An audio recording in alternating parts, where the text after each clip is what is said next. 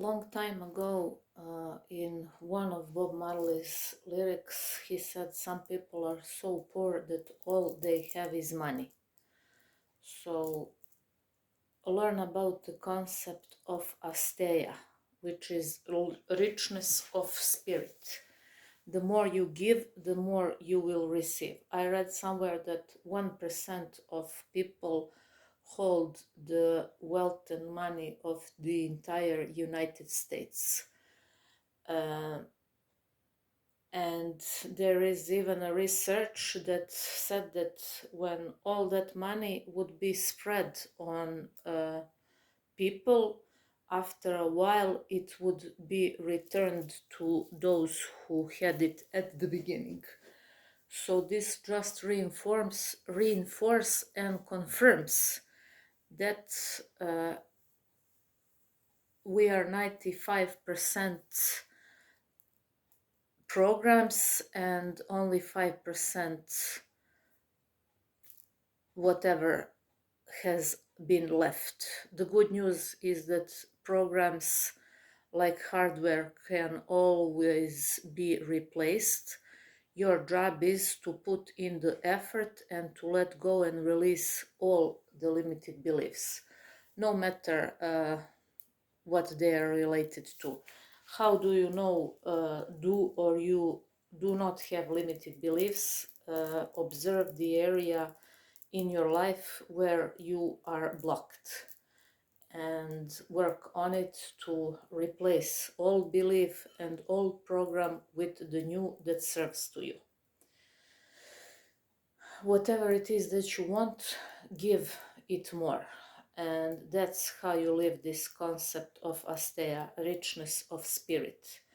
Then you are always in a state of sufficiency, not scarcity.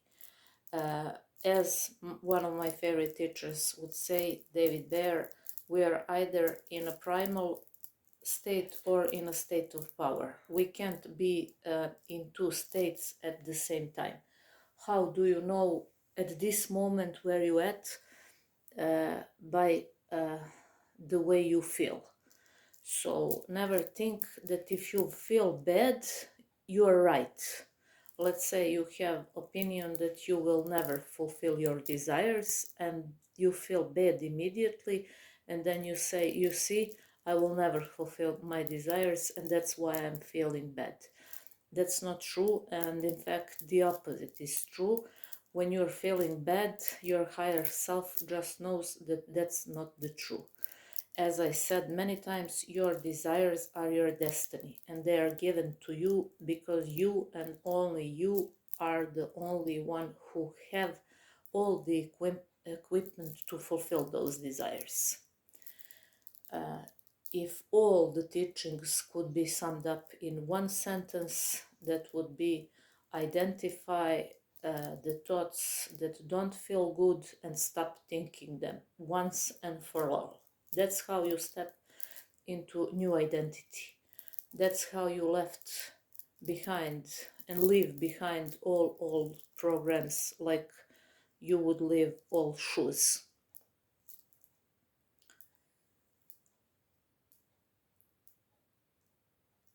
All great teachers says that only what we give without expecting anything in return comes back to us multiplied. Everything else is like horse trade.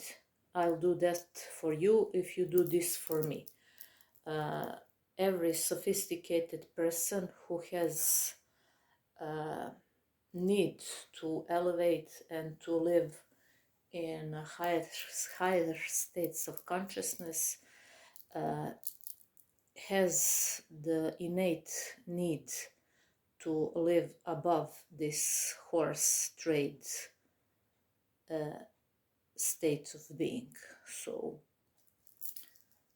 work on yourself in a sense that only knowledge will set you free.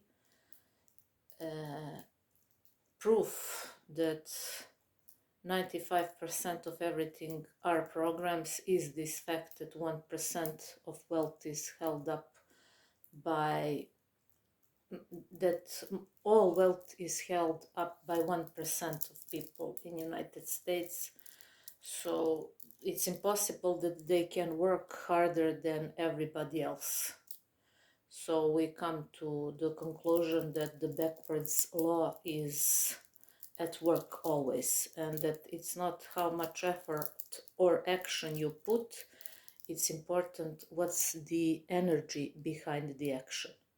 Are you coming from a place of fullness and richness of spirit, which is wealth state of being? If you're not in a wealth state of being, even if you won the lottery tomorrow, you would in a short period of time lose it, because behind is scarcity mindset. But when you shift from scarcity to sufficiency and to inner knowing that you're always guided, safe, and protected, you will be always in a state of knowing that you always had more than enough, you have more than enough, and you will always have more than enough, that you are child of the King in heaven, and that King is always pouring his wealth and richness upon you.